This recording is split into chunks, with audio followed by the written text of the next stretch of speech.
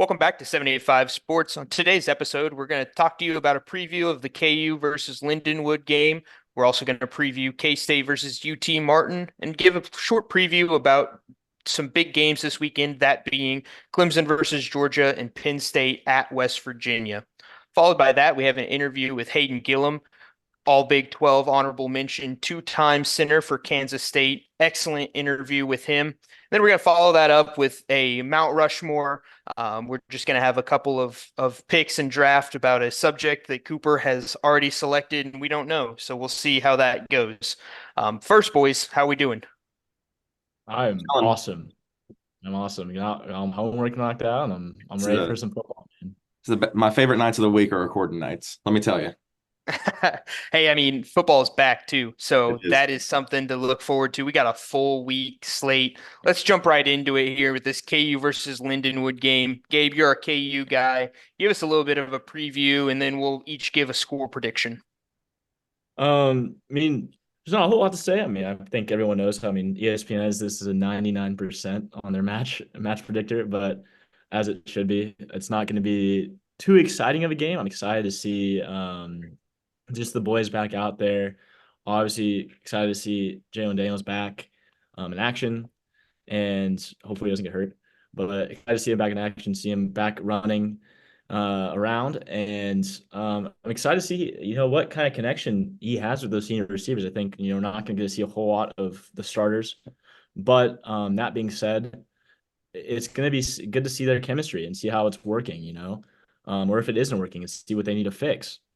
I'm wondering if Marshall makes an appearance. Obviously, he's going to redshirt this year most likely, but it'd be interesting to see if Marshall comes, takes a few snaps, just so we get to see him. But it's also great. I think it's hard for the student body, with the games being a Child Mercy in KC, but the KU KC connection runs pretty deep, and so I think it'll be good for the city of KC as well as some of the alumni fan base, and a lot of the kids watching, and they get to go out to a game. And so I'm really excited to see it. It's going to be good for the fan base, good for the university as a whole. Do you think that it's a little bit of, a pun that it's at Children's Mercy and some poor children have to watch Lindenwood just get obliterated by KU here? That is true. I will say the only other thing is I could be wrong on this, but I believe Lindenwood is somewhere near St. Louis. And so I could I'll be take it. You may be I'll right. fact check this as I ramble, um but what I was gonna say is I hate St. Louis, and it's at St. Charles, so right near St. Louis. But I hate St. Louis, and so it's a nice and chance for KU to be up on Missouri St. Louis team. So I'm excited to see that. So, do you think What do there's you an got for a score that, prediction? Oh, Sorry, go let's ahead, say Cooper. Go ahead, Cooper. You're good. do you think there's a chance that we get to see another masterclass by Cole Ballard? potentially, but I mean, I think he should be the starter, week one starter. oh, I mean, he's healthy. He's very healthy. Reliable, okay. Jalen's healthy reliable. too. Jalen's healthy, man. I will say the Jaden TikTok was funny. I can't laugh too much at KU, but him faking his back being injured was a little funny to me. It was. It was. Good He hears the basketball. trolls. He hears the trolls. I mean, I'll tell I you, had I had a I little. drafted Jalen Daniels in my college football fantasy league. There you go. He's playing my I super flex. no, I was just like I had flashbacks. I was like, oh god. What do you got for a score prediction for us, Gabe? I'm gonna keep it tame. I'm gonna say 56-14. Okay, Cooper. I was going to go 48-14 because those bench players are going to come in. They might not be as successful, is my guess. We all know fucking Kobe Bryant's a lockdown corner. Fucking hate him. Unfortunately, Kobe Best corner in Bryant. the Big 12, man. Best Kobe corner in the Big Bryant 12. is Jace Brown's son, but it's fine. I think once Oh, yay. I think once that starting defense comes out, I don't think Lindenwood's going to put up a lot of points or anything. But like once that offense comes out, it might be a little rough. Guys that I'm don't play a excited to whole see lot. Devin Neal. I'm excited to see Devin Neal against that Lindenwood defense, man. That's going to be Oh, brutal. That is going to be Broken in brutal. yeah. If he college gets football in any 25, open by the way. space. Yeah, Yes. I was going to say, dude, any open space for Neal is going to be not good for Lindenwood, man. It's going to be ugly fast. That's what I think. They might even put the pride on the defense. We've heard a lot about, KU's defense maybe isn't the cream of the crop in comparison to that offense. So I think that they're going to either pitch a shutout or get real close. I'm going to go 48-7. I think they call the dogs off a little offensively, but I think that the defense probably has a bone to pick with everybody that's been talking a little bit in the off season. So maybe KU puts up a defensive masterclass against the powerhouse that is Lindenwood. Let's transition then to K-State's game against UT Martin. UT Martin not on the same level as Lindenwood, actually a pretty decent FCS opponent in all honesty. Um, but Cooper, what are your thoughts on the game, and are you in agreement with me that K-State should handle business? I mean, I think they should handle business. Like we were saying, I think we go in there and get shit done. I think DJ and Avery are gonna show a master class on how to move the football the old way. I'd love to see some new schemes. There's no guarantee it's what we're gonna get, but you know, getting tired of seeing QB power every single play. Yeah, I'm excited to watch them though. I'm excited to see what they can do. I'm really excited for Dante Cephas especially. Yeah, that's what I was gonna say is I want to see them air it out. I want to see this receiving core, a little bit of question marks in the season, but honestly, a lot of expectations for this receiving core. Jace Brown, Dante Cephas, Keegan Johnson. I expect those three guys to have a game, and I just want to see Avery throw the ball. I want to see him spin it. We already know what he can do with his legs I from want to see last them put season. the haters to rest. Yes, get out Saying he there has and no arm. sling that ball, and let's just put up a lot of points. DJ, I kind of want to see the combination of DJ and Dylan, how they work that in. I think that that's a little bit of thunder lightning combo. We hear from Hayden, geez, in the interview about the offensive line and what to expect from them. They're going to be dominant as always. The defense is going to be solid as always. I just want to see those receivers. I really want to see that team just fly up and down the field and put up a lot of points. I want to speak into existence that we see triple option work between with DJ and Dylan. That would be diabolical. I mean, give me a full Air Force offense. Essentially. So you watch too much of that Georgia Tech game the other week, man. Yeah. I want to see the Maryland eye, power eye, and full house backfield.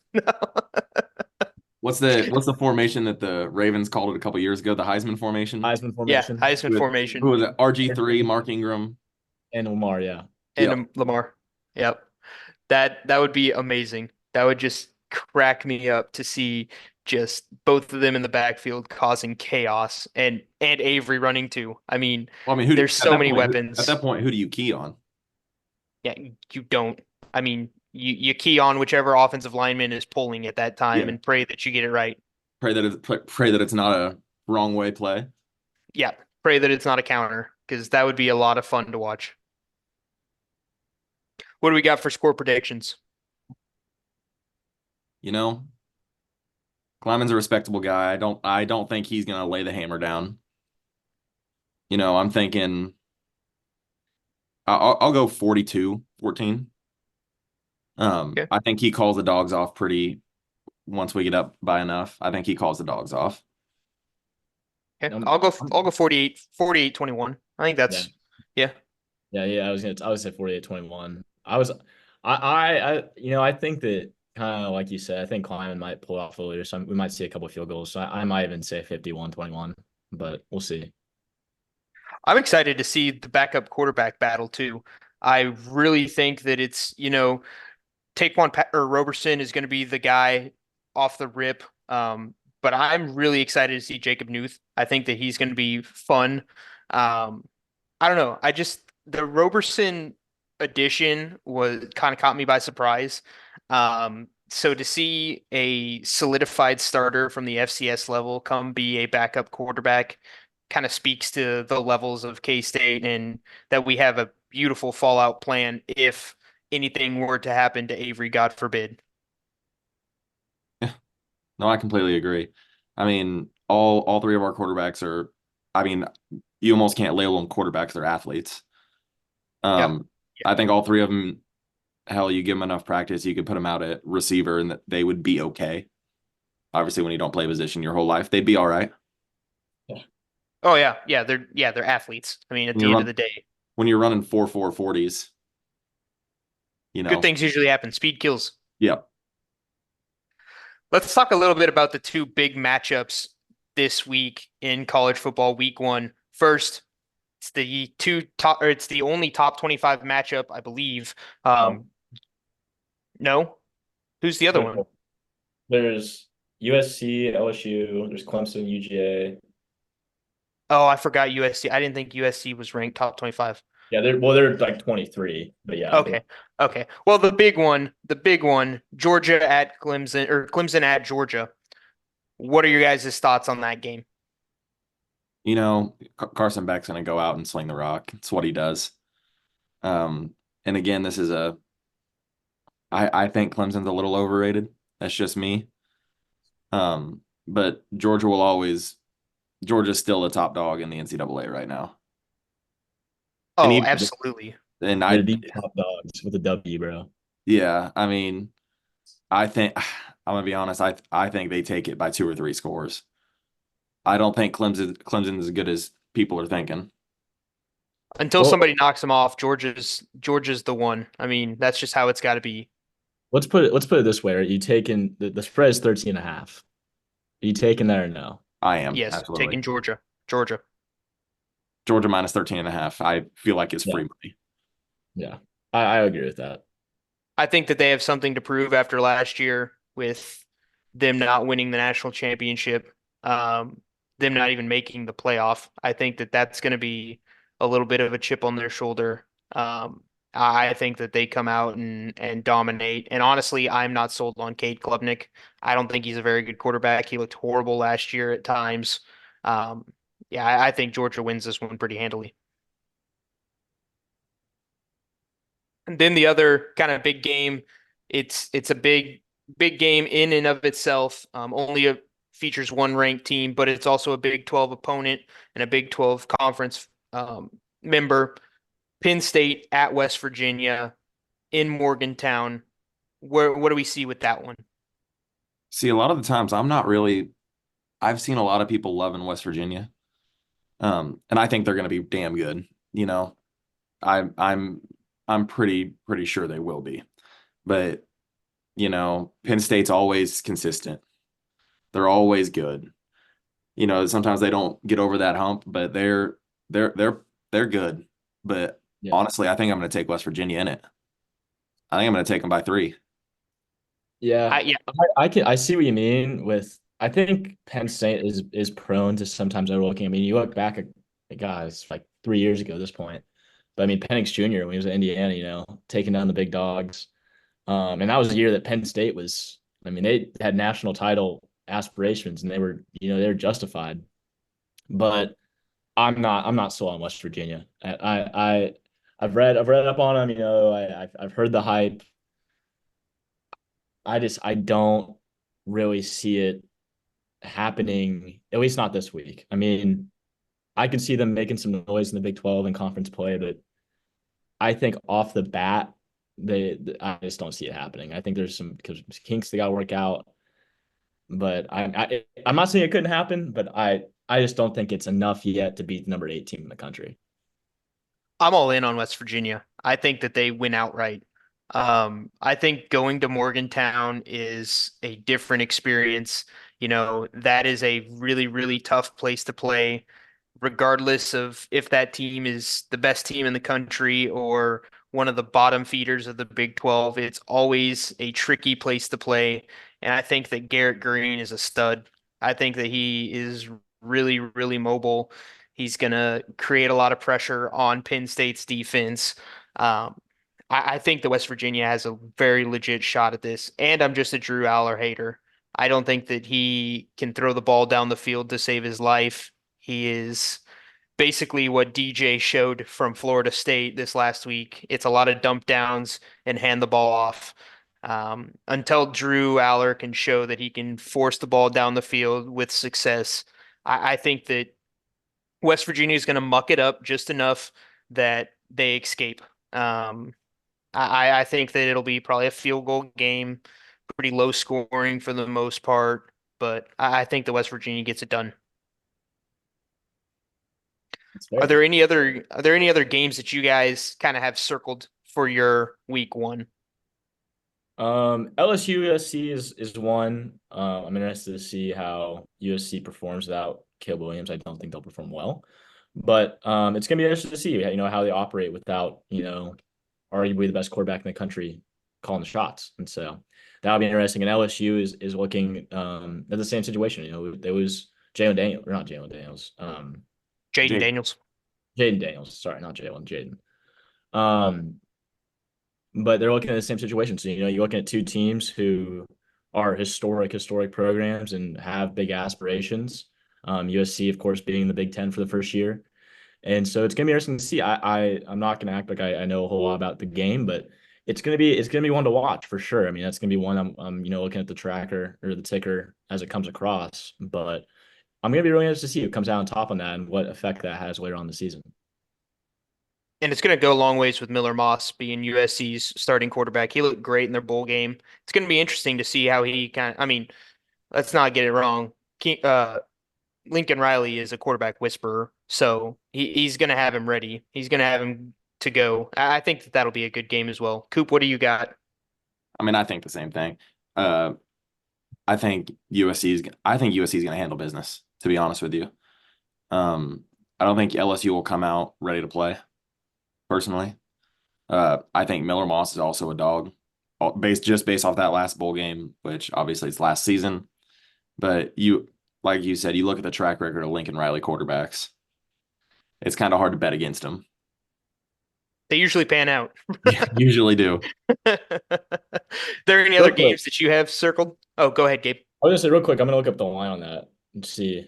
I think it's 4.5 LSU or 3.5 LSU. Oh, I'm slamming that USC line. I am as well. Slamming that USC. I mean, do we do a 785 sports parlay? I'm intrigued. Okay. I listen at this point. Tomorrow I'm drafting like a 15-legger, man, and it's gonna be gnarly. I don't know if you guys want to get into that right now. That's more of like a week 3 after we get all of the FCS and stuff out of the way. Well, let's just talk about that then, because I got one for tomorrow that I sure love. And it's my game of the week that I have circled outside of the ones that we've talked about, and it's Colorado and North Dakota State. Don't put that in a parlay, Hunter. Don't put that in a parlay. The public is all over Colorado -9.5. Give me the Bison +9.5. Vegas never loses. They return their starting quarterbacks. That's plural. They have 2 that they play. They return their starting running back. That offensive line is always good. Defense always comes to play. And Vegas doesn't lose. Vegas is not going to lose Colorado -9.5 tomorrow as the most bet thing of the weekend. Give me North Dakota State +9.5.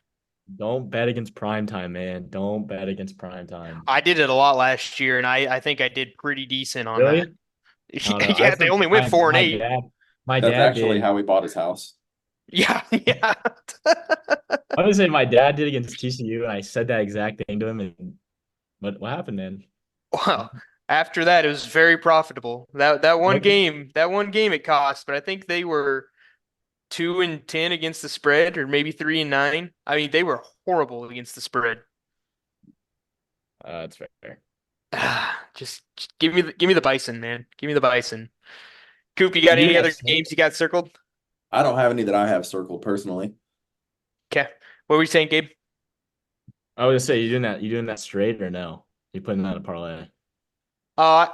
Yeah, I got a greasy parlay for the Thursday night games. If you're listening Thursday morning, go ahead and tail it with me. It'll probably full fade now that I'm telling it to the public. But I got North Dakota State +9.5, North Carolina money line, and Jacksonville State money line. That's respectable. Anyone tune into Howard versus Rutgers tomorrow? Absolutely not. Nope. That's the No. first game, man. It's the I first like I game. good don't football. care. I don't care. I'm not watching Howard and Rutgers. I love football till I die, but I will not be Rutgers tuning is favored in. by 36 and a half, man. I don't know if Rutgers will score 36 and a half all season.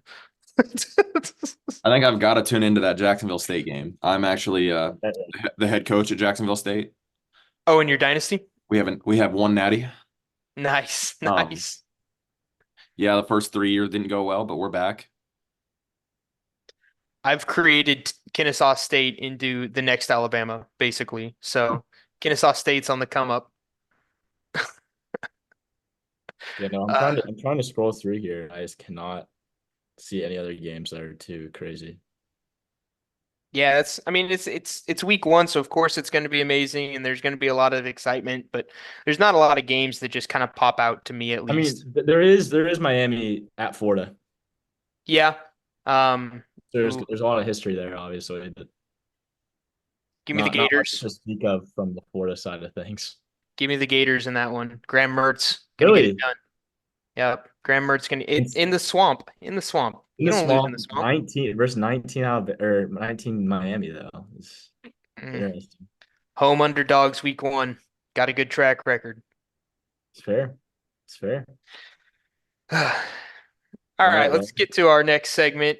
Coop, how about you go ahead and you tell us what we are doing a oh, draft on here? we, I think we completely missed Notre Dame, Texas A&M. By the way, Oh yeah, that's a big game, that's I a guess. big game. Yeah, that's a big game. That's I was, decent. I was scrolling through. I was like, oh wait, that actually is like a really big game. Give Yeah, me Notre Dame. that's a big game. Uh, t- I'll take I'll take Notre Dame in that one too. Spread is A&M by 3. Oh, I'll take Notre Dame. Notre Dame money line. Yeah, yep. It is in Aggie land though, in Kyle Field. Yeah, it is. Yeah, 12th man. I will never in my life root for A&M. Fair enough. I won't either. But Actually, I did when I, they had Johnny. That was it. I think this is the first. I think As I this got is. called out on Twitter for having a signed Johnny Manziel jersey. It was a Browns jersey, not even an A&M jersey. But this is. I think this is one of the first games I am looking at that has major playoff implications. Because I think if this is one of those games, if A&M wins, that it sets them on a track that they're not going to win the SEC, obviously, but it gets them on track to potentially be one of those French teams. So Well, Notre Dame's schedule is abysmal. So if they find a way to win this game, they are on the fast track. I mean, their schedule, when I looked at it, it was just horrendous. hey Uh, man, they gotta go play Georgia Tech at Georgia Tech, man. After last week. I I don't know, man. I guess we'll give Georgia Tech a little credit for the podcast. Uh, All But right. the only other ranked opponents Notre Dame will have is Florida State, and then if USC is still ranked at rivalry week. But yeah. We're now going to get to our interview section of the podcast here, and we are joined by a very special guest, two-time All Big 12 honorable mention center for K-State, Hayden Gillum. Hey, Hayden, thank you for joining us. Yeah, I appreciate it. Thanks for having me, guys. So let's just get started here, kind of talking about your career at K-State. It started as a walk-on from Plainville. Kind of talk to us about that process, being a preferred walk-on, the offers that you had coming out of high school, and just that process that you went through in deciding to come to K-State. Yeah, it was quite the journey. Being a small school guy, you're not always the most heavily recruited. At the time, Coach Snyder was still at K-State. I grew up a K-State fan, was, diehard. I always had the dream of playing there. I had some D2 offers. Really late in the thing, I had Division One FCS offer from Western Illinois, but really like just growing up and where I was at, I knew I was capable of playing at K-State and being at that level. So for me and at the current state of the program, I knew it was worth taking a chance on myself and going to K-State and doing that and fulfilling that dream, like you guys. I mean, we all grew up K-State fans and being around the area. There's something special about it. So that was what really led me to go there, and being at the time, Coach Snyder going on as a walk-on was about as good as being a scholarship guy. He'd had such a history of bringing guys along and developing them. So Yeah, I got an opportunity. I remember I was Taylor Bratt. He's still a recruiting coordinator. I DM'd him like every day, like, hey, you think I got a chance now? You think I got a chance now? And he kept holding out on me. And they gave me a spot as a defensive lineman coming in, but I wouldn't change it. So you started out as defensive line. When did you make that transition to the offensive line? Yeah, so well, coming out of high school, I was a linebacker and I played fullback and kind of bounced all over, played D line. I was about 240 pounds. So I wasn't quick enough to play linebacker in college, wasn't big enough to play offensive line, wasn't quite fast enough to be a D end. So they brought me in as D tackle and we're like gained some weight. Um, Fast forward, I went through that whole year. Actually, an offensive lineman quit, another one transferred. And like sometime in camp, I had the opportunity. They were like, hey, like you fill in for the offensive line at the end of the year, like you can go back to D line if you want. I'm like, whatever, like I'll do it. It gets me into camp. I don't know if you know, like not everyone gets into fall camp. Like they have a Mhm. cutoff number, it changes every year. So got me into camp, that staff left, and then I had these plans to like go back to D line, had no coaches, and I really didn't know where I was going to end up. So it was that first fall that I guess I went over to offensive line. Then the new coaches came in and I bounced from tight end. They put me a tight end for a spring. And then the offensive line coach, Coach Riley, he was like, I want him back at center and went back to the offensive line and I stayed there. So what was that transition like between Coach Snyder then to Coach Kleiman? Yeah, it was something that I'm very grateful for. One, growing up with the rich history of K-State, I'm forever grateful for Coach Snyder and what he did, giving me the opportunity to come to K-State. But then to be a part of Coach Kleiman and what he's done in building the program and his staff, and the belief and everything that they brought back to Manhattan, it's been special. I kind of feel like we were a part of the new foundation of the new system. They talk about the original Snyder Foundation and everything we have now. We reap the rewards of that, but really to continue to build on what Coach Kleiman's doing and building the program that he is, it's special to be a part of because those are such formidable years in K-State history when you look back on it. But he's done such an exceptional job. Oh, absolutely. I think everybody here is huge Kleiman fans. Um, speaking of the coaching staff, I'm fascinated with Coach Riley, Yeah. and he just turns out guys year in, year out. Could you describe to me kind of his personality, his coaching style, and how you guys just are competitive year in and year out on that offensive line? Yeah, I would say you hit the nail on the head. He is exceptional in what he's done, and a lot of people didn't know Coach Riley because he was the offensive line coach, and not many people were familiar with that. But I think I saw a tweet yesterday. There was a whole NDSU line from 2022, all guys that he coached at one point. I think every single one of them was in the NFL, and that was at an FCS school. Like he's exceptional, and I think it comes down to who he is as a person and what he puts into it. Um, the play, I'm not a 6'6", 5-star guy by any means, but the amount of effort that he puts in is what he gets back out of his players. And I'm not going to tell you that Coach Riley's an easy coach to play for. He's intense. Like he's going to get on your ass. He's going to push you. Like there's been days like we were going at it and I'm like, this isn't working, but he demands the best out of people. He challenges people. He holds people accountable. And in his position, that's all you can ask for. And that's what you see on Saturdays. That's what our offensive line prided ourselves on. I mean, we're ultimately a reflection of him and what he put into it. While you're And talking about seeing all, coaches, sorry, Hunter. yeah, go ahead. While No, you're go talking ahead. about coaches, obviously we've seen what, K-State's strength and conditioning team does for people like Felix, for guys like Julius Brents. How do you think that affected you? I mean, what's the daily process there?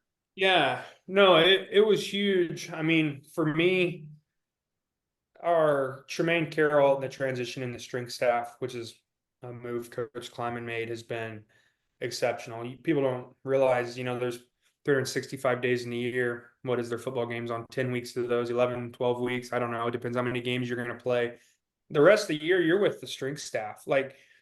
And they're arguably one of the most important things of the program. So it is such a big thing because me, a guy that was gaining weight, I gained all that weight. And then it's like, how do I transition this weight to muscle and get where I can move well? I mean, gain 70 pounds and try to run fast. Like there was quite a progress for me of like them transforming me to get like hey, here's where I can move. Going into the year we won the Big 12, they put me in my own group. It was like this elite group. We did elite training, all kinds of stuff specific for me. And I credit that to a lot of the success I had and, my ability to move and be athletic and play agile, all the things that K-State's offensive linemen do. I mean, you don't always see guys as big as BB and Katori and Panzer and Duffy and myself, pulling and doing the complexity of things we do.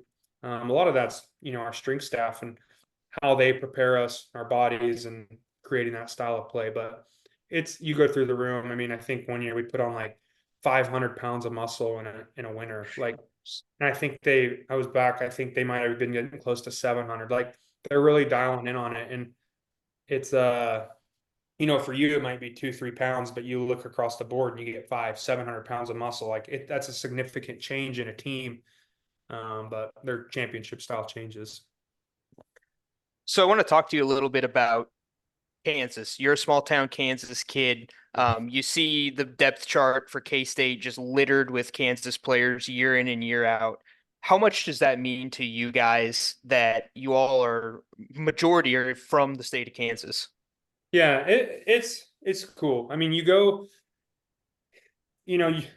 I think one of my best friends, Christian Duffy, he moved from Texas.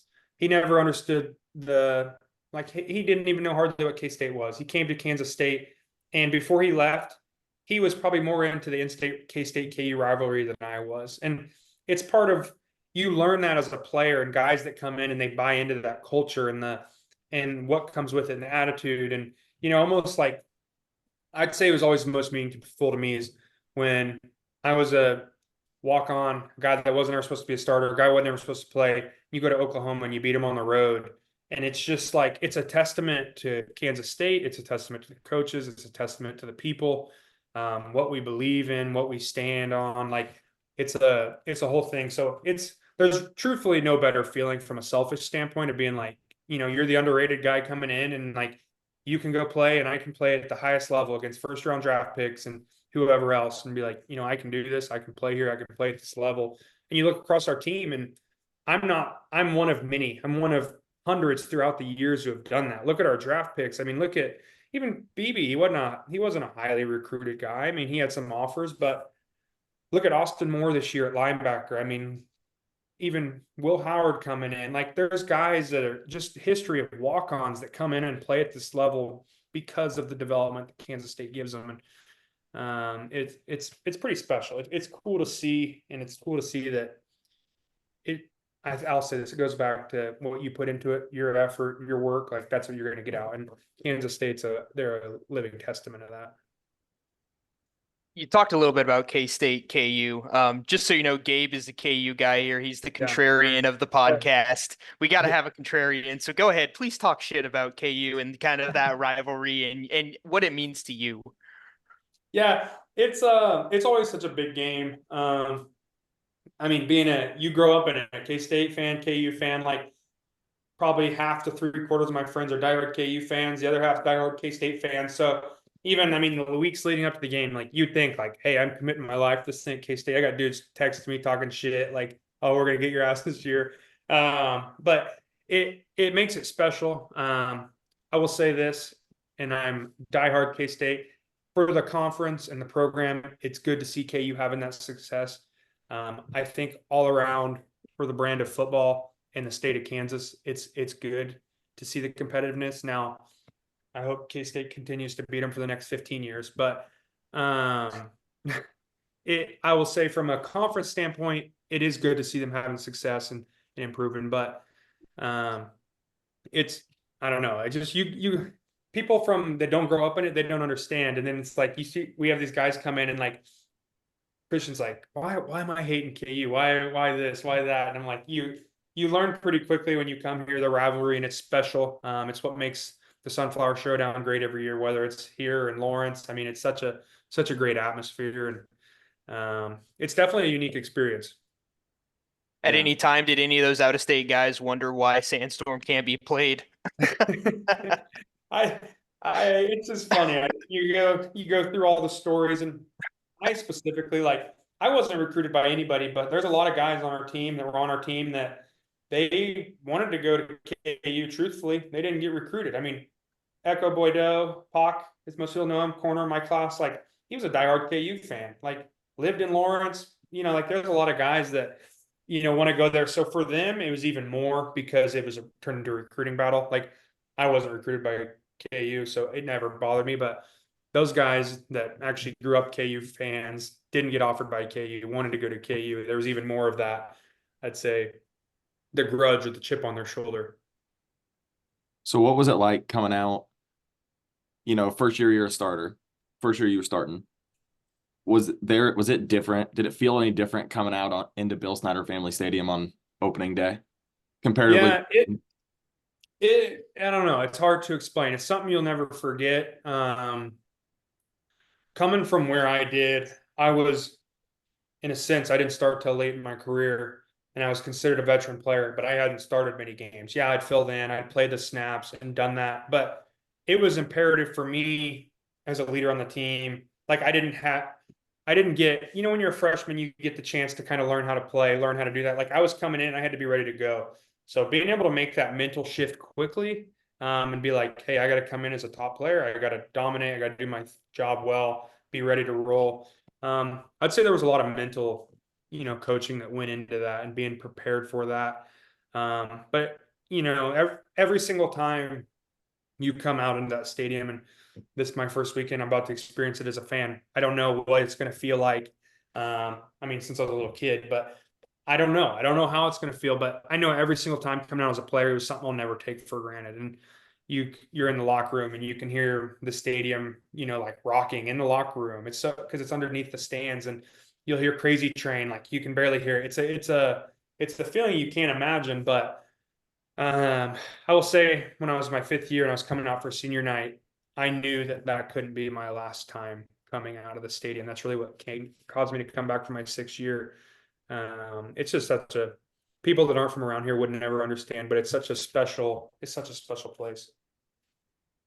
Yeah, no, and to kind of build off what you said there, I have a buddy from high school who I was really good friends with, and you guys is tight end right now.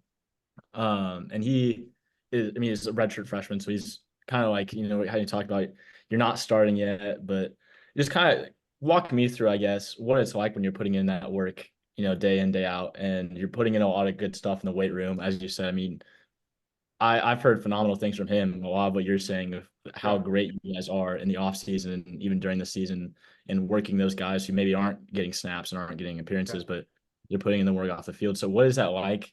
I mean, I can't believe it's too disheartening or anything, but what's it like when you're putting in all that work and you're not really seeing the field? Yeah. Don't get me wrong, it's a grind. It's not easy at all. And I'd be lying if there was times early in my career. Granted, I did that for 4 years. Like, Yeah. some people are waiting around, get to their red shirt second year. I mean, I did that for 4 years, and everyone sees the success I had in my back end. There was a lot that goes up to that. And there's some dark days for sure. I mean, especially you're down there on scout. Like I remember being a freshman, I was getting my ass kicked, and you got Wyatt Hewart drilling you in the ground, and I'm a practice dummy for Dalton Reisner, and you got Trey Deshawn at D tackle, and I mean a lot of great players, but like you're down there getting just destroyed. And on Saturday, you don't reap any of the benefit. Yeah, you stand there and it's cool, but it's you have to learn to shift your perspective to, hey, what am I working for? What am I putting in now behind closed doors I'm gonna reap the benefit of this down the road. And that was what I had to get my mental right and be like, what I did in those 2, 3, 4 years made me the player I was in the back end of my career. And the grit that I developed, and the work ethic, and the mental toughness, and all the things that come with that. And that's what you have to get these younger players to understand. And Coach Kleiman does a great job of that, and there's a lot of great testaments. I mean, look at Katori Leviston, go down the line. I mean, there's been a lot of guys, Will Howard. I mean, players that have came in. Ben Sennett was a walk-on. I mean, Brennan Mott, guys like that. And you see, they came in, they did the right things, they kept their head down. They weren't looking around, oh, he's doing this, and stayed the course. And they've seen that in the back end of their career. It's hard because there's also players that come in and they have that ability, and they've left, or they got impatient and they thought the grass was greener on the other side, and instead of staying the course of putting that work in. But That's truthfully, it's such a battle for those young guys year in and year out, to put that work in and not knowing what's going to come at the end of it.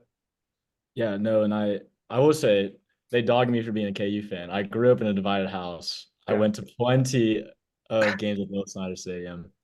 But one of the things I always thought was amazing, and one of the things even as a kid when I would go, and I could tell was different, was how important. I mean, it's probably a little cliche to say, but how important family is to you guys. I mean, that is a huge part, especially when Snyder was there. Yeah. And I mean, does that feed into that at all? When you're one of Yeah. those kids who isn't. No, that's what I was getting to.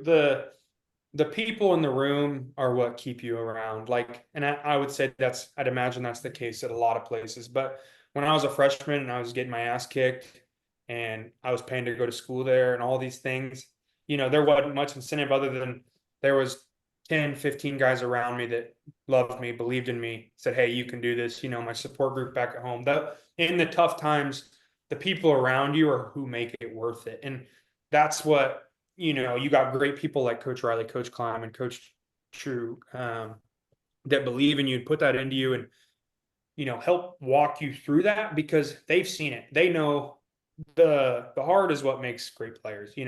The guys that they can bring through that process of developing them, getting them ready to play, going through that. Those are the guys that you see killing it on game days. And it's all about the people and the players. I mean, you can go down the line, and I'd say at K-State, that's the thing. That's what makes it special. That's what our 2022 team was special because of the people in the locker room and in the environment. I know people hear that all the time from Coach Kleiman. Oh, the environment, great locker room. Like, that is true.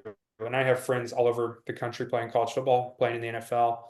The camaraderie that they have is a huge reason that they have success week in and week out. Do you see the nature of college football changing a little bit, especially with the transfer portal now?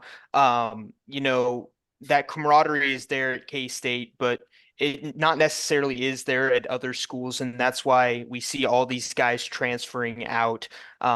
What are your thoughts first on the transfer portal and just the effects that it has on even like offensive line rooms year in and year out when it's constantly moving pieces?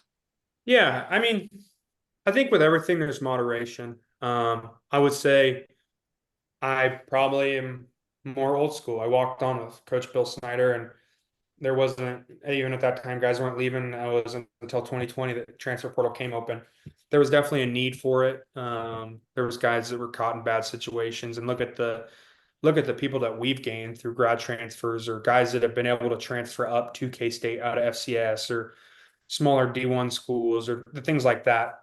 So I think with moderation, but there's also, I've seen guys come in that I'm like, I know if they could have stuck it out for a year or two, they would have been a great player here. And unfortunately, they might have ended up at a lesser program, or that might have been their last stop, and they got in the portal and were sold that it might have been better. And, they great players, great people, and, the portal didn't work out for them. So I think there's give and take with both sides. I would say K-State has definitely been on the beneficial side of the portal.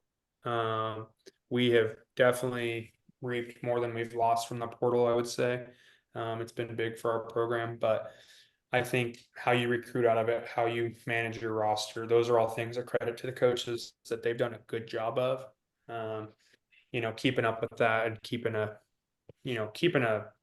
good attitude in the team with managing the portal.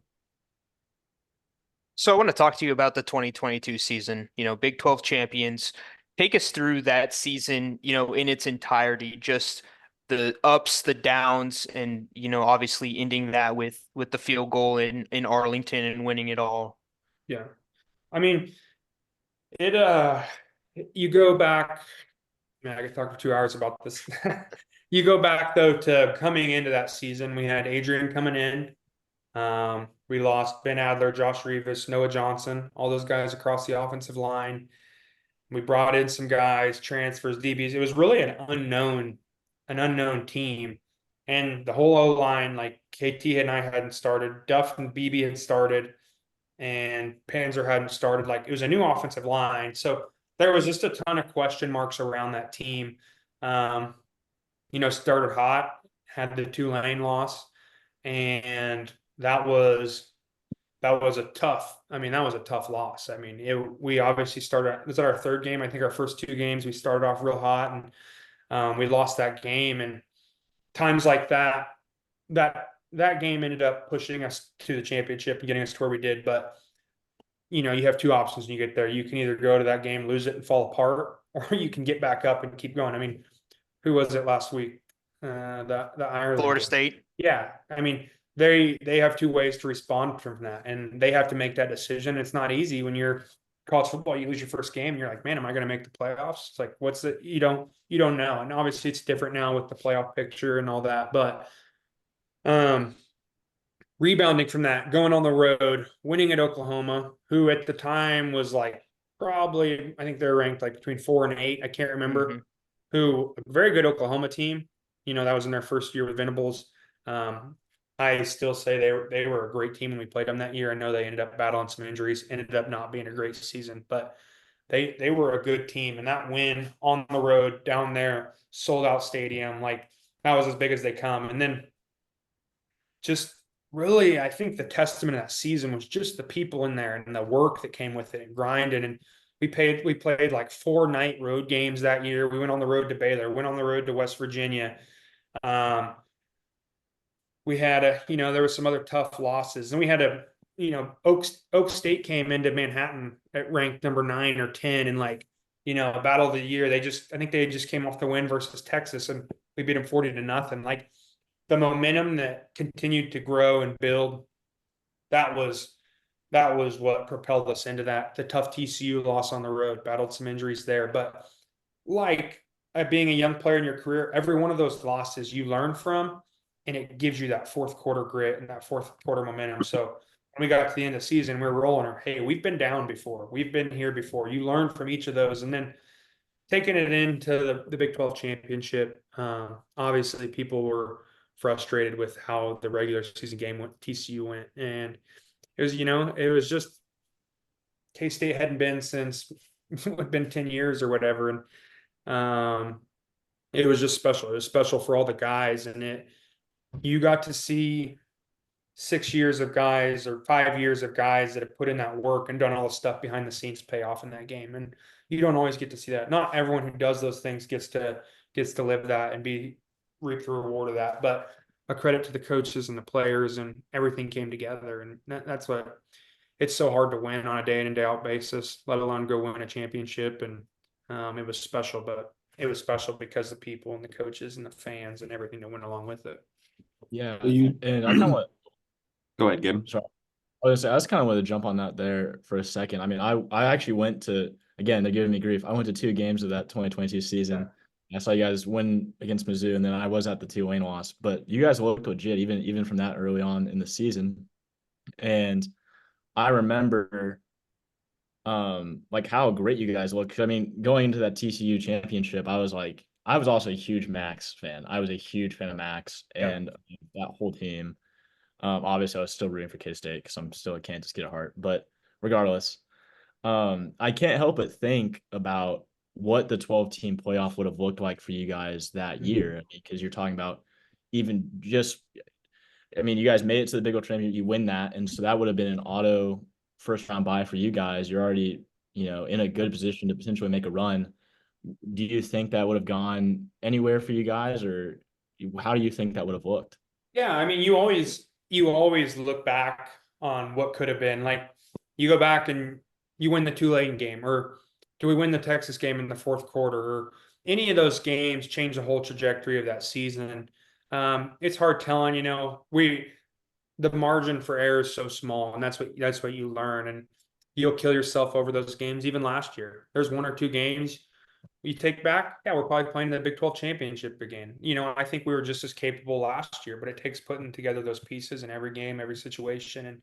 And yeah, we've definitely talked about that. You go back and you're like, man, this one play which led to this one touchdown, or this stop, you win this game, we're getting a playoff bid.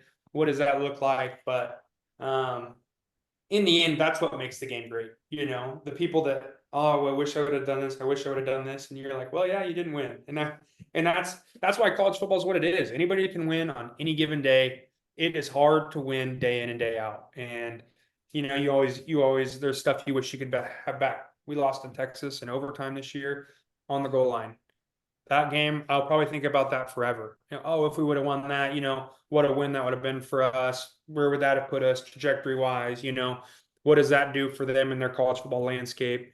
But that's a tough game to play, and it comes down to you kind of live. Coach Joy says you have the fear of discipline or the fear of regret, and you pay for discipline in the front end and hope you don't have to regret things later.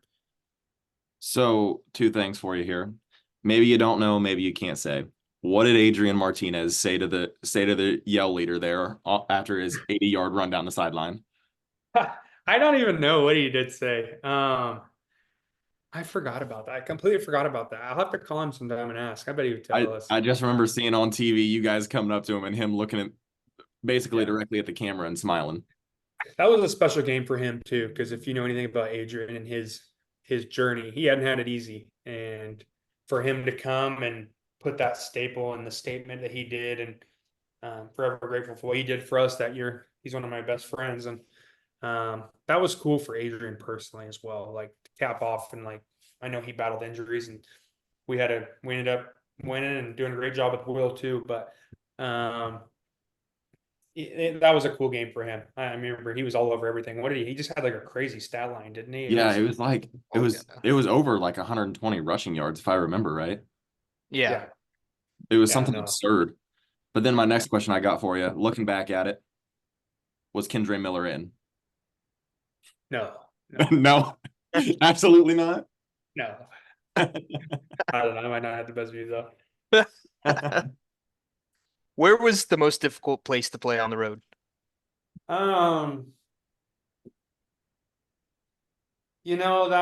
That Oklahoma game of 22 was pretty rowdy because they were undefeated going into that game. Huge stadium. They had a lot of momentum and excitement. Prior to that game, that was a pretty rowdy one. I'd say Oklahoma State consistently gets the same crowd. I'd say, similar to us, they're going to show up. They're going to be loud every week. They got the paddles, everything like that. Texas was a great atmosphere this year, but do those paddles piss you guys off as much as they've pissed me off? Yeah, the paddles. Yeah. Okay. All right. Just West Virginia usually has a pretty good fan base too. It gets rowdy. I'll say TCU at home at their house the year we lost in 2022 was pretty wild atmosphere, but we were both undefeated at that point. Even Tech, the Big 12, the Big 12 is a great conference. I was going to ask about Tech because I hear yeah, you go down Tech's rowdy. It's all they got up there, and they're throwing tortillas and who knows what else. And it's like the Big 12 from week in, week out, like they got a great atmosphere. They got great fan bases, but a lot of those places is all there is, and people are diehard Big 12 football. What do you think of the new expansion teams? Yeah, it's cool to see. I was kind of in when I was there, and we're like, oh no, what's going to happen? Conference realignment, and you saw people from the Big 12 jumping ship, and Big 12 is not going to be here. The Pac-12 is going here, and you kind of just watched our leadership set it out. And Gene Taylor told us like, hey, we're going to be good. The new commissioner's got this, and then look at it now. I think we've definitely grown into one of the top conferences. We're going to be in one of the most solid positions. They've done a great job from a business standpoint. That stuff's over my head and what goes into all that. But I know there was a lot of worry about that. Are we going to get left behind? Are we, everyone was jumping ship, and we were like kind of just sitting there. And now look at the conference and the strength that they've had, and they added even in this last year. It's pretty cool. It's gonna be different. Like we'll probably look back and be like, oh, we remember the old Big 12 football, just like the Big 8 did, but it's going to be exciting. Some great new venues and places to play for sure. Who would you say is the toughest person you've lined up against? Man. Truthfully, probably Eli Huggins, but he's tough because one being my teammate, you play against each other so much, it gets really hard when they know what you're going to do, when you're going to do it, and they know your offense. And Eli was a really smart player. Timmy Horn, another K-State player, was a monster. I think he's at maybe the Giants right now. But opposing teams, I thought West Virginia had a player, Dante Stills, who I think's at the Cardinals. He had a pretty big motor, was a hard playing guy. I feel like the Big 12 always has pretty decent interior linemen, just some good dudes. You know, they all play hard. Tech always had good solid players up front. Um, we had some good DNs too. I mean, you look at the last 2 years, Tech had a first rounder. I think Iowa State had a first rounder. Felix was a first rounder. There was a lot of good defensive linemen, defensive ends, which I didn't go against as much, but there's some good D linemen out of the conference. So I kind of tag along with that. I kind of wanted to ask one thing. So I go to school in the SEC, and one of the things I've always kind of noticed is how usually how I mean to put it plainly, how big of a size difference there is when you go from a conference like the Big 12 or even like the ACC or like a non like huge conference, I guess. And you go and you see those teams like a Big 12 team or SEC team or ACC team playing a Big 10 team or something like that. And I mean, I look at you guys as Sway in the Alabama game. I mean, that's like the SEC teams of SEC teams. Mm-hmm. So did you guys see that at all, or what was it like going up Yeah. against that's a grandfather of grandfather teams? Yeah. There's definitely from the eye test. Yeah, you probably got a little bit taller receivers. You got taller D backs, longer. They move well.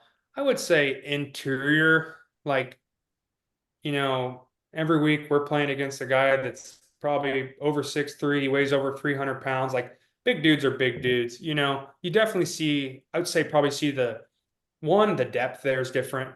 You know, when Will Anderson go out of the game, you got another big, tall, long defensive end coming behind him. So those are the biggest things. I'll tell you, I would rather play against a big, huge guy that doesn't play as hard versus a guy that's maybe 6'1", 290 pounds and has a motor through the roof, truthfully. And that I thought those guys were always tougher matchups than, some insanely person like somebody that's just off the chart measurables. But there's obviously, you go through the roster, they got all their DBs, they're over 6'3", 6'2", 6'1". You got their size, length, everything. And K-State's actually really grown in that area, I would say, in the recruits that they brought in, and they're doing a good job with that. But for me, it comes down to how hard you want to work, how much, like, if you're bigger than me, you're 6'6", 320 pounds, but I know where you're going to go. I already got you beat. And that's what came down to us and us having success with that. And it goes into your preparation and how you're going to prepare. I kind of want to transition a little bit here and talk to you about NIL. It's in its, I think, third year now in college football primarily. Talk to me about kind of that process, how deals are brought about to you guys and kind of the choices that you have with them. Yeah. So for me, I guess what did it start? 2020, 2021. Yeah. It was when it started, it was kind of like, hey, like, oh, the line can go to Tanner's and do a deal for wings. Or like we were excited for that. You could go do a kids camp and get paid to do it. And even my last 2 years there, it was very much like Climate had the philosophy of like, hey, like, we're here to work. NIL is kind of a separate entity. You manage that on your own. I benefited it from a lot because I was a Kansas kid. I had tons of relationships with local businesses and farmers and people like that, maybe more than an out-of-state kid would, because, I grew up in Kansas and kind of represented that brand. NIL's changed a lot. I know K-State's done a lot of things to improve in that area. People are going to be like, oh, NIL is ruining the game. And it's going to change. It's different. Things are always changing. And I'll say this to like a fan base. You kind of either got to get with the program or get left behind. And that's really the reality you're with. Like, yeah, you want to not do it, that's fine, but you're probably not going to win games. Like, NIL is what the veneer complex used to be. Like, it used to be, how nice can you build your locker room and how saunas, cold tubs and all that. Now NIL is the new facilities, and it's an investment in your team, and K-State's doing the right things and they got the right things in place. And I even think the fan base is coming along with it. I mean, it's a weird landscape. I don't know, I guess, is the broad answer. I think a lot of these coaches didn't know going into it. And I don't know what's going to come out of it in 2 years. I'm sure there'll be some type of changes. It's obviously rampant. It's absolutely crazy right now. I mean, from the transfer portal and there's just all kinds of stuff going on. I'm thankful that I'm truthfully kind of getting out of it. It was a blessing and I got to enjoy some of that, but it wasn't the main focus for my unit or kind of my era there. So I'm glad that I'm out of that and I grew up in the era and I did, but I don't know. It's a wild landscape. But one thing is whether you're K-State, KU, there isn't a team in college football that isn't going through the same thing. And everyone is looking at the same thing with NIL. They all have to recruit. Everyone's trying to raise money and everyone's doing this. So it's from that aspect, it's like, it is what it is. And you just kind of gotta roll with it. And the coaches embrace that and they're doing a good job with it. Is there any animosity at all for, the quarterbacks that, get like a purple Corvette or things like that? I mean, Yeah. does that affect the locker room at all for you guys? I I didn't notice it when I was there. I mean, I kind of always had the perspective um, hey, that's great. Like I would like, if you truly have that relationship, I'd like to, I would like all my friends to have purple Corvettes. But from the mindset, it's like if you want a purple Corvette, go earn a purple Corvette. I don't know. That's how I look at it. There's nothing given to you in college football. Like I didn't, it's like if I really wanted a purple Corvette, I needed to go be a 5-star quarterback and throw the ball and have long hair and run a 4.40. I don't know. It's like it's this. There's no participation trophies, and it's a free country for world. Like go get a deal and increase your brand and get a deal with a Corvette. That's kind of how I guess the perspective I always had on it. I'm sure people in the back of their mind are like, oh, I wish I had this. I deserve this. But K State has such a great culture of if you have those issues, you probably have the same issues when, oh, I'm not playing and he's playing. You know what I'm saying? Right, So right. a lot of that goes back to what is your culture? Who is in your locker room? What is the priority? Do the guys that are receiving that have the right mindset? Which the guy with the purple Corvette, kid's a hard ass worker. He does his stuff. He takes care of business. He's going to do all his things. So it's like when you get that, I don't think there's a ton of problems with it. Kind of transitioning, let's talk about this season now in general. Avery Johnson leading the charge now, Will Howard off to Ohio State. What are your expectations for the season with this team, having played with a lot of these guys and there being a lot of new pieces? Yeah.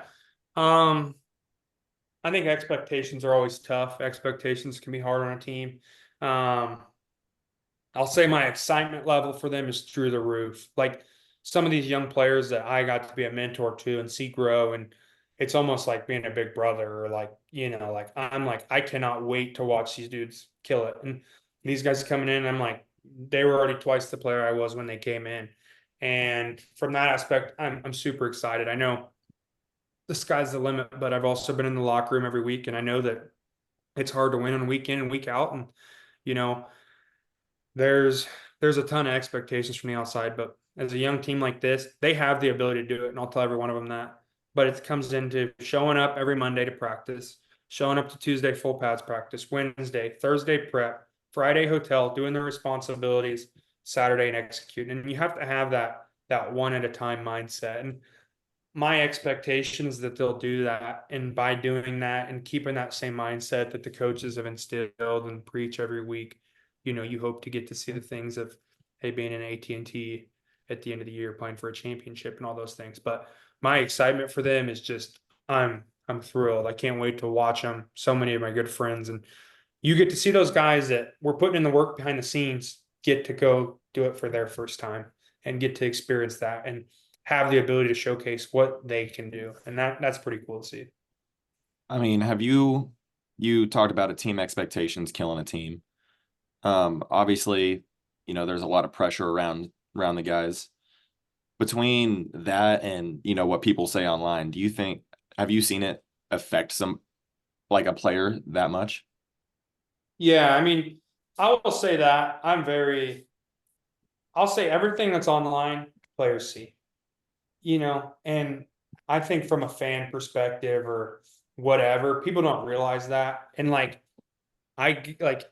you see every single tweet that's about you. And like, some people get rid of social media or whatever, but the expectations, all of that, like people think, oh, like the players are so far off. They just look at them like a person they've never met. But I'm like, players see everything. I remember like sitting next to Will on the plane and like he's getting emails to his school email. Like it's it's uh it's a crazy thing. And as a player, learning to balance that, but it also comes with the territory. And it is what it is. And you just chalk it up as they're outsiders. But the expectation and the pressure to perform, whether that's, oh, we got to, I mean, we saw truthfully last year, we brought back our whole line, we brought back a majority of our team. Our expectation was to repeat and go win the Big 12.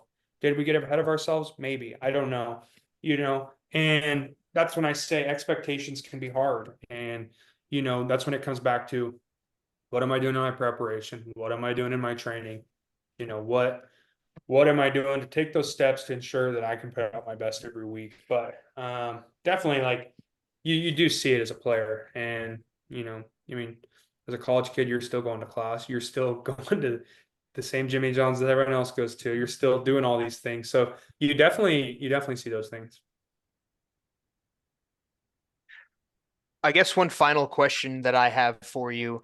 Um, who is one player that you're looking forward to the most this year that is going to be that standout guy that nobody's talking about right now? I think there's a lot. There's going to be being such a new team. There's a lot of players that you're going to see excel. I mean, can't wait to see Avery, Jace Brown, Garrett Oakley. I mean, but then there's your guys like Will Swanson who put in years of work, and they're going to continue to build consistency and be great players. Hadley Panzer is an exceptional offensive lineman who's probably been overshadowed by us 6-year guys for too long. But Hadley's going on his third year starting. I mean, like the lack of notice that he's gotten is crazy because the resume that he's put together is one of the more loaded probably resumes as an offensive lineman at K-State. His consistency, his starts, his ability to play strong and be the player that he is. So see him as an offensive lineman. I know all those offensive linemen like crazy. So to be able to see them get their opportunity, Andrew Lyon gang, TP continue to play, John Pastore, Carver Willis, all those guys, Sam Hecht filling in my spot. I'm so excited for him because a walk-on like myself came in, worked his ass off, did things right. Like you get to see those guys, whether they ever are the guys catching touchdowns, no. But it's still the same for them get to walk through that and experience that and see all of that pay off of guys that invested in it. But then go to the receiver room, the DBs, the linebackers, the DNs, like there's some dynamite guys in there that can have really big years. Yeah, and I guess the immature 19-year-old in me wants to ask you, I mean, are there any like crazy stories or like really, locker room moments that you have with the guys that you're never gonna forget? Like one that like stands out above the rest or anything like that. Oh man, I don't know. There's been there's been a lot of crazy stuff that's happened over the years. I was trying to think how many players I've seen come and go throughout my time, and there's just so much. I don't know. I can't pinpoint it. There's just some outrageous workouts and stuff we had as a young player, and guys like running stadiums and passing out in the stadiums back in the Snyder days and things like that. But I don't know. There's a lot, but it's crazy all the times you were like, oh, this is the worst day ever. Like those are kind of the things that you remember when you come out of it. And man, there's just a ton. We've done a lot of different stuff, and we had such a great group. We always hung out, and I'd say probably the best times were like after a win, just being in the locker room, the plane ride home, and just hanging out. That was always a good time. Do you know how many offensive penalties you committed in the last 2 years of your career? Because I got the number right now and it's crazy. I know I had a holding versus Texas in 2022 and a personal foul on the same play. So 2. That is There the was answer. what was the personal 2. foul? I got the holding, and then I went down and I late hit a guy. So I remember the sky cam came on me, and I remember the ref was walking us back, and it felt like we were walking back to the other end zone. Like I got the penalty like on the pylon going into the end zone. They backed us up like 30 yards. I'm like, we're so screwed. Luckily, we had Deuce Vaughn saved our life and broke a touchdown and scored. But no, that wasn't a good play for me. Not a highlight of my career. Did you have any comments on Will Howard talking about Ohio State, saying he doesn't I feel like thought, he's the hero there? yeah, I did. I got into that on Twitter a little bit. Been joining the Twitter world. I thought it was just kind of ridiculous that the context that got taken out of. I think anybody that knew Will Howard and played around Will Howard, or everyone took the defensive. Oh, what do you think the players on the team think? Not one player on the team batted an eye thinking that. Like, Will's at a new opportunity. Will poured his heart into K-State. He grad transferred. All the best to Will. And people that know Will or knew Will's intent, like, Will is the last person that would ever downplay, something like that. Like, his heart and who he is, he's just a good dude. So, hope for the best for Will this year. I'm biased. Will's one of my best friends, so I'm gonna play that card. But no, it was, I don't You know. I like your think, quarterbacks. what's that? You seem to like your quarterbacks a little bit. Yeah, no, you get it when a guy's hands are under your butt every play, you get pretty close, I guess.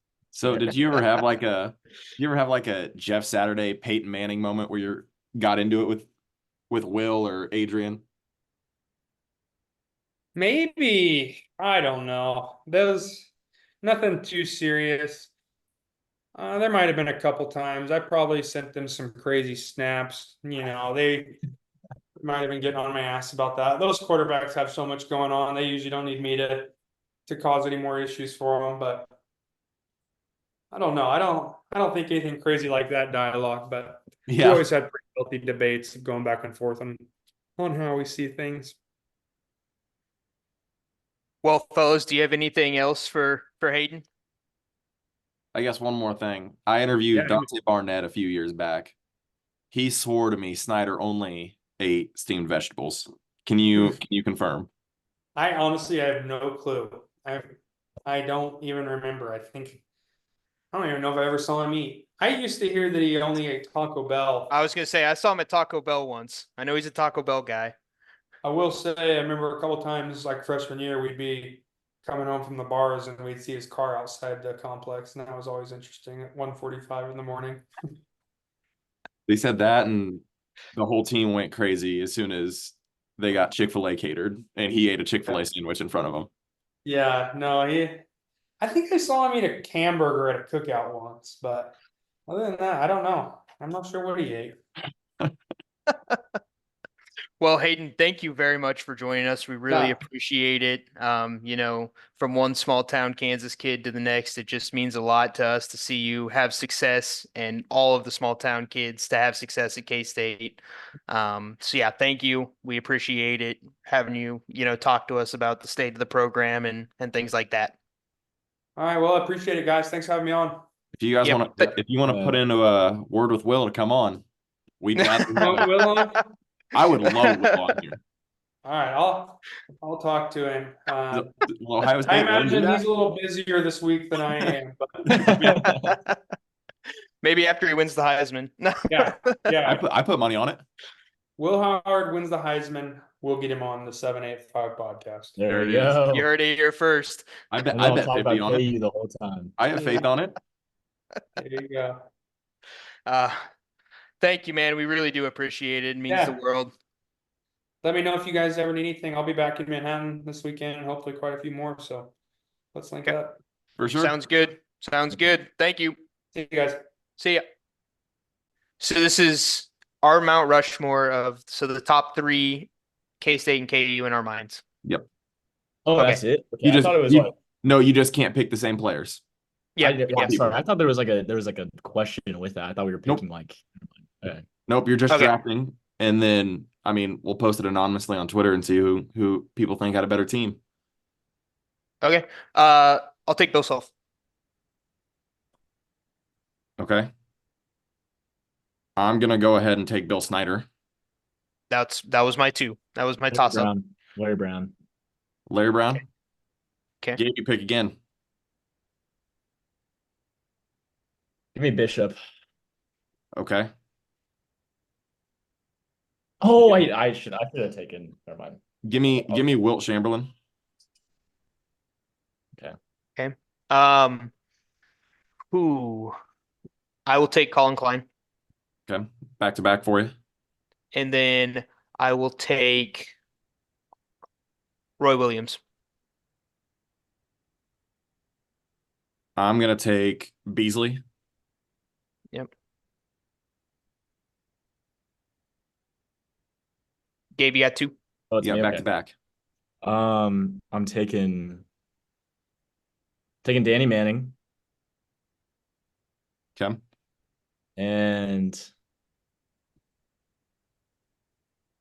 give me Kleinman. Give me Kleinman. You want Kleiman? Oh, all Yeah. right. All right. Didn't expect that out of you. Neither did I. I'm gonna go ahead and I'm gonna take Todd Reesing. Okay. I will take Jacob Pullen and who? And Darren Sproles. Okay. I'm gonna go ahead and take Jordy.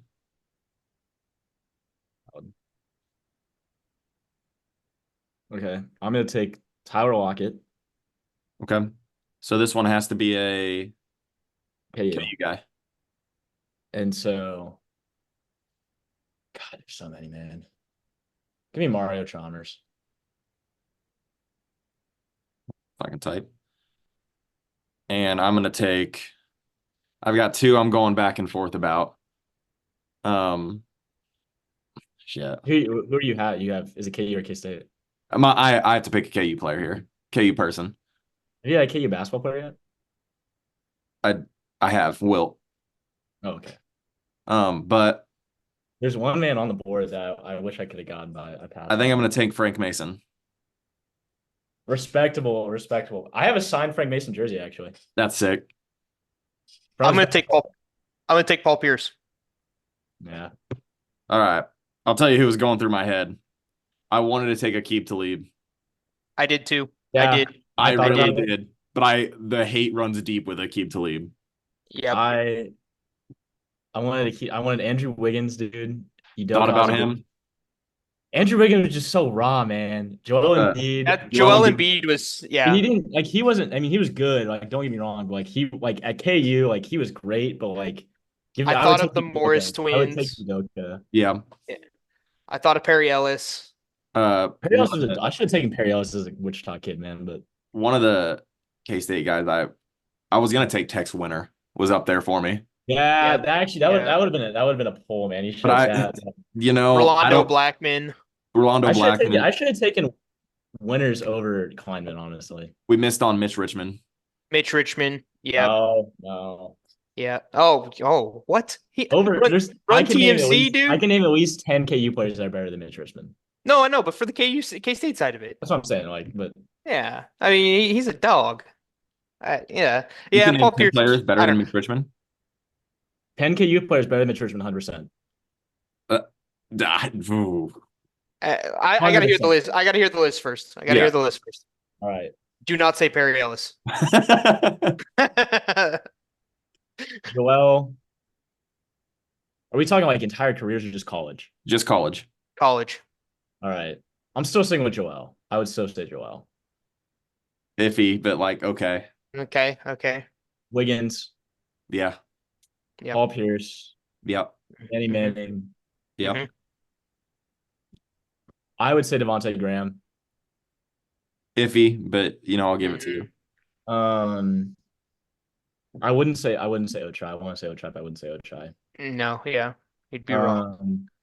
We gotta start going deep, bro. I got Mario. I don't think Mario Chalmers is better than Mitch Richmond. No way, No. bro. Dude, look up Mitch Go Richmond. look at Mario Chalmers highlights, man. No. Mario Chalmers highlights are, dude. No, bro. I don't think you realize how good Mitch Richmond was. That's what I'm understand how saying. good- Dude, Mario Chalmers, bro. I swear to God, when I have a kid, that kid is not watching Cocomelon or any of that, bro. It is gonna be Mario Chalmers highlights all day, every day. bro. Even if we want to talk about careers, like Mitch Richmond had a way better pro career than Mario Chalmers too. Chalmers won two championships, bro. Have you ever heard of Run TMC? How many championships did they win? Okay, did he have LeBron James, Dwayne Wade, and Chris Bosh on his team? No, he did not. Fair.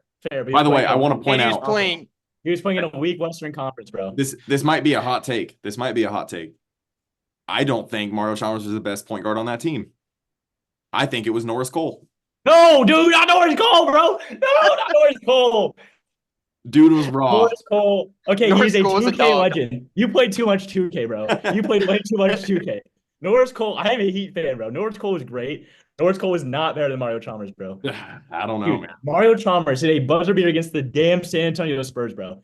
Name one buzzer beater Norris Cole hit, bro. I can't. I'm a Miami Heat fan. I God, could get I deep in the will- bag. Dude, I'm gonna film my own video and post it to my Twitter of just me ranting about Mario Chalmers for 30 minutes, bro. I love that man. I will die for that man, dude. Dude, he came back to Wichita one time and he went and ate at Red Robin. I ate at Red Robin for a solid week, hoping that he would come back, bro. That's a I different love Mario Chalmers that much. Well, you're at 6. Go ahead and name 4 more for me. Okay, now I gotta get deep in my bag. Well, okay, wait. If we're saying college career, then Perry Ellis is arguable. I'm gonna give it to you. He probably had a Oh, better yeah. career. Played for Yeah. 25 years, but like, I yeah. was gonna say, Yeah, yeah. give me one of the Morris twins. Okay. Only That's Marcus, one. not Markeith. Okay. You got Kirk Heinrich. You're forgetting him. Heinrich was good. Kirk Heinrich Aldrich. Kirk Heinrich wasn't better than Mitch Richmond. Okay, give me Aldrich, bro.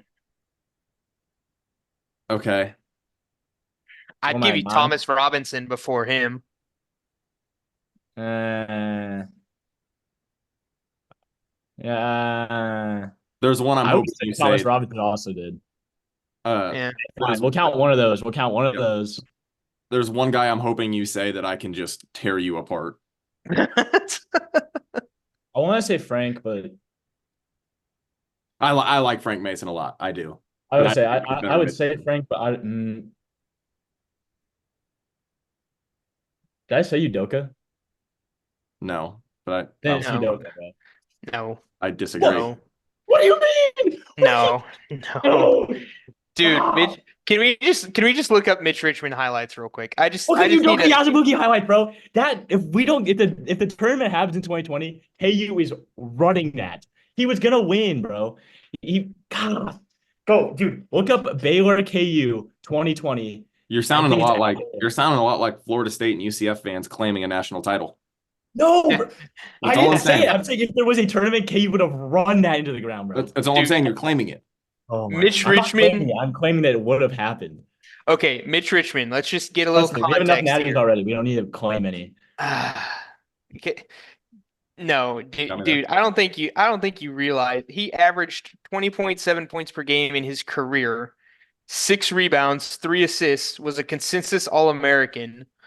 Mitch Richmond was a dog, 5th overall pick in the NBA draft. This guy was different. I just Okay, if we're going by draft, then fucking Josh Jackson, oh is- yeah. fucking insane. No, Josh Jackson was terrible. Also, he wasn't number 5, was he? He was number 1. Josh Jackson was not number 1. Josh Jackson was like 8 or 9, I believe. Wait, am I thinking of the right guy? You're probably thinking of Andrew Wiggins, who was 1. No, he was. He was number 4. Josh Jackson was. Okay, fine. Still better than number 5. It is. Yeah, you're correct. I don't know. Mitch Richmond was a stud. That was a miss on my part. I messed that up. I don't know who. So what was the team, Scoop? What do we got? So we got Hunter. You have Bill Self, Colin Klein, Roy Williams, Jacob Pullen, Darren Sproles, Paul Pierce. I feel pretty decent about that. I have. Paul- Go ahead. Oh, I just didn't like Paul Pierce. Oh, I hated him. Yeah. Wheel him out in a wheelchair because he had a shit. He did have to shit. Legendary moment. Legendary moment. I had Actually, better moment was when he got fired from ESPN and had a bunch of strippers as plays. yeah, forgot Talk about about that. an Went live on Instagram. all-time crash out. Yeah, just coke and strippers everywhere. What a guy. I had Bill Snyder, Wilt Chamberlain, Michael Beasley, Todd Reesing, Jordy, and Frank Mason. Okay. Okay. I feel good about it. Okay. Yeah. Gabe, you've got Larry Brown, Michael Bishop, Danny Manning, Chris Kleiman, Tyler Lockett, Mario Chalmers. I should have taken Tex over. Yeah, I tried to stray away from drafting current people. I think Kleiman was a little bit of a stretch I for should have right drafted. I should have drafted my buddy instead. Just to say Will Anderson. Bro. Give him a quick shout out. now. Can I switch Kleinman for Will Anthony, bro? I do not. Only if he's bumping the pod in the locker room. That's the only chance he gets to. Yeah, over the locker room speakers. Maybe. I got connections, bro. All right, boys. Do you got anything else before we wrap up? No, I don't. Gabe? No, I'm good. I'm good. I'm happy, man. All right. Well, Mario Chalmers is the greatest basketball player of all time, bro. I'm kidding. Yeah. well, thank you guys for listening. We appreciate it. A little long episode for you with the interview, but we're extremely excited with how the interview turned out, and so we hope you continue to enjoy interviews. We'll keep churning them out as much as we can and getting these people to talk with us. We really appreciate Hadley for joining. God, Hayden, I am going to do that a billion times. Hayden for joining us. It really means a lot, and so yeah. Until Monday, we will see you then.